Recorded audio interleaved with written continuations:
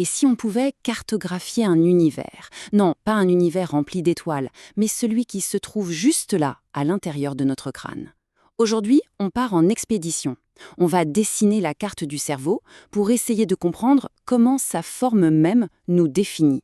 La première chose qui saute aux yeux, c'est vrai, c'est cette question toute simple.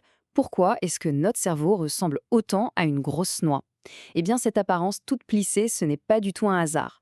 C'est une sorte de secret d'ingénierie de la nature, une astuce géniale pour concentrer une puissance de calcul immense dans un espace vraiment très restreint. C'est par là que notre exploration commence.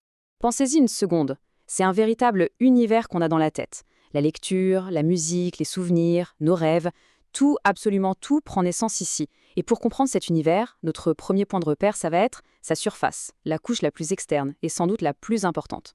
On appelle ça le cortex cérébral. Le mot cortex en latin, ça veut juste dire écorce. Et c'est exactement ça. C'est l'écorce de notre cerveau. C'est dans cette fine couche de matière grise que se déroulent nos pensées les plus complexes. Et quand on dit fine couche, on ne plaisante pas. Son épaisseur, tenez-vous bien, entre 2 et 4 millimètres. C'est à peine plus épais que quelques cartes de crédit empilées. Et pourtant, dans cette membrane quasi invisible, des milliards de neurones s'activent pour créer la pensée. C'est fou, non? Alors, comment c'est possible d'avoir une telle concentration? Imaginez un truc tout bête. Vous essayez de faire rentrer une grande feuille de papier dans une toute petite boîte. Qu'est-ce que vous faites? Vous la froissez. Eh bien, c'est exactement ce qui se passe pendant le développement. Le cortex grandit tellement vite qu'il n'a pas le choix, il est obligé de se replier sur lui-même. Les crêtes qui se forment sont les gyrus et les creux sont les sillons. Voilà l'astuce de la nature pour maximiser la surface de la pensée.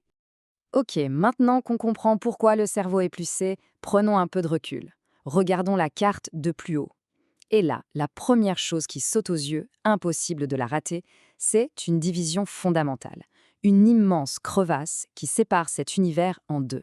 Cette fissure, dite longitudinale, est tellement profonde qu'elle sépare le cerveau en deux moitiés quasi identiques, l'hémisphère droit et l'hémisphère gauche. Ce sont comme deux mondes, chacun avec ses spécialités, mais qui seraient complètement perdus l'un sans l'autre. Et le pont qui relie ces deux mondes, c'est le corps calleux. Imaginez une sorte de super autoroute de l'information, une énorme bande de fibres nerveuses qui permet aux deux hémisphères d'échanger des données en permanence, pour s'assurer qu'ils travaillent en parfaite harmonie. Bon, après cette vue d'ensemble, il est temps de zoomer un peu. On va maintenant cartographier les grands continents qui composent chaque hémisphère. Chacun de nos deux hémisphères est subdivisé en 4 régions principales qu'on appelle les lobes. D'ailleurs, ils portent le nom des os du crâne qui les protègent. Allez, découvrons-les un par un.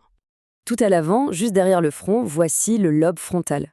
Lui, c'est le PDG du cerveau. Chaque fois qu'on décide de prendre un café plutôt qu'un thé ou qu'on planifie sa journée, c'est lui qui est aux commandes. Juste derrière, on trouve le lobe pariétal. C'est notre navigateur interne. Il interprète le contact d'une main sur l'épaule, la chaleur du soleil, et nous permet de nous déplacer dans une pièce sans forcer dans les meubles. Sur les côtés, au niveau des tempes, se trouve le lobe temporal. On peut le voir comme l'archiviste et le traducteur. C'est lui qui nous permet de reconnaître une chanson familière, de stocker des souvenirs et de comprendre le sens des mots. Et enfin, tout à l'arrière, le lobe occipital. Lui, c'est notre centre de traitement visuel. Tout ce que nos yeux voient, que ce soit les couleurs d'un coucher de soleil ou les lettres sur un écran, est décodé et assemblé ici. D'accord, on a nos 4 continents. Mais comment sait-on où l'un se termine et où l'autre commence? Ce ne sont pas des frontières imaginaires, hein, pas du tout. Elles sont bien réelles, dessinées par des sillons profonds, de véritables frontières naturelles. Il y a 3 grandes frontières à connaître. La plus importante, c'est le sillon central, qui sépare le lobe frontal du pariétal. C'est crucial. Juste devant, une bande contrôle les mouvements, et juste derrière, une autre reçoit les sensations du corps. Plus bas, le sillon latéral dessine la croûte des lobes frontal et pariétal, les séparant du lobe temporal.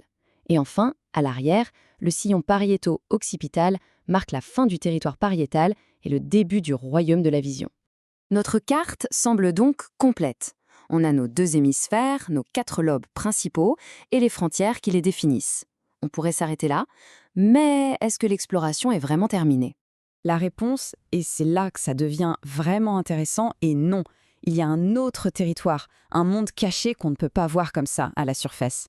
Il se trouve que notre carte a une sorte d'île secrète, un 5e lobe, invisible de l'extérieur, car il est enfoui profondément à l'intérieur du cerveau. Son nom, l'insula. Pour l'apercevoir, il faudrait littéralement écarter les rives du sillon latéral.